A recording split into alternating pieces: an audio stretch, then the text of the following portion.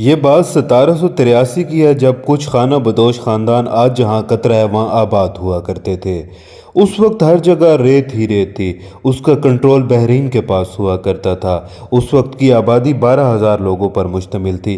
سال 1965 میں بحرین نے قطر پر حملہ کر دیا تو اس کے نتیجے میں وہاں جنگ چھڑ گئی اور اس جنگ کا اختتام ایک پرامن معاہدے سے ہوا۔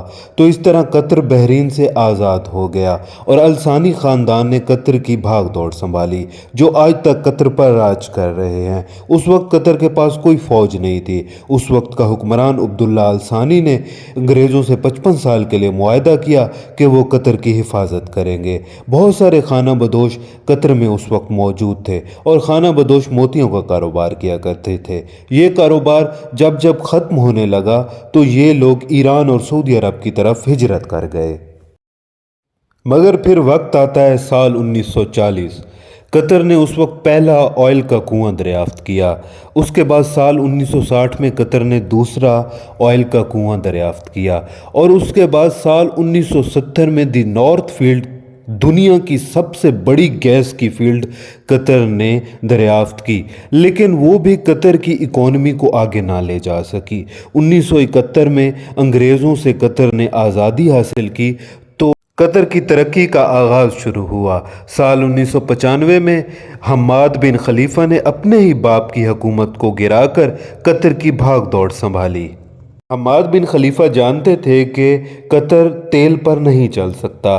قطر کی سب سے بڑی اکانومی کو ڈیولپ کرنے کے لیے گیس کا ہونا بہت ضروری ہے، لیکن اس وقت سب سے بڑا مسئلہ یہ تھا کہ پائپ لائنوں کے ذریعے قطر دوسرے ملکوں کو یہ گیس نہیں دے سکتا تھا۔ تو حماد بن خلیفہ کی سوچ نے کام کیا اور پوری دنیا سے بڑے سائنسدانوں کو بلا کر ایک تجربہ کیا اور وہ تجربہ کامیاب رہا۔ 161 سینٹی گریڈ پر جما کر بحری جہازوں میں لاد کر دوسرے ملکوں میں بھیجا جائے۔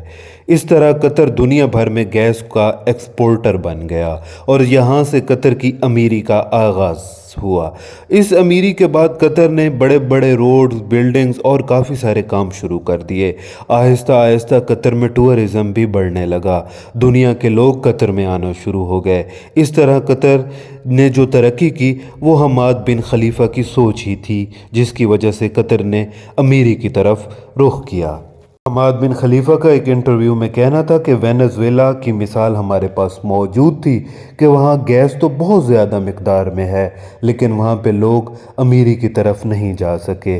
اسی طرح جب ہم گیس ایکسپورٹ کر رہے تھے تو میں اس وقت سوچ رہا تھا کہ کیا کیا جائے کہ اس امیری کو برقرار رکھا جائے۔ تو اس کی سوچ نے کام کیا اور 2005 میں ایکسپورٹ کے نام کے ساتھ انہوں نے ایک بورڈ بنایا، دی قطر ایکسپورٹ۔ بورڈ کا مقصد تھا دنیا کی چھوٹی بڑی کمپنیوں میں قطر کی انویسٹمنٹ کی جائے، اور اسی لیے آج دنیا کی چھوٹی بڑی کمپنیوں میں قطر کی انویسٹمنٹ نظر آتی ہے۔ 2010 میں قطر نے لندن مشہور سٹور 1.5 پاؤنڈ میں خریدا اور اس کے علاوہ لندن میں سیوریل ہوٹل بھی قطر کے پاس موجود ہے۔ اس کے ساتھ ساتھ قطر ایئر ویز بھی قطر کے پاس ہے اور اس کو اڑتا ہوا ہوٹل بھی کہا جاتا ہے۔ قطر ایئر ویز نے بھی قطر کی ترقی میں بڑا اہم کردار ادا کیا ہے۔ اس کے علاوہ حال ہی میں دنیا کا سب سے بڑا ایونٹ فیفا ورلڈ کپ بھی قطر میں ہو چکا ہے۔ اس نے بھی قطر کو ایک دنیا میں الگ پہچان دی ہے۔ اس کے علاوہ میڈیا نیٹ ورک کے حوالے سے بات کریں تو قطر کے پاس الجزیرہ نام کے ساتھ ایک میڈیا نیٹ ورک موجود ہے، جس کا مقصد قطر کا بیانیہ پوری دنیا کو دکھانا ہے۔ آج قطر میں دنیا کے امیر ترین لوگ موجود ہیں۔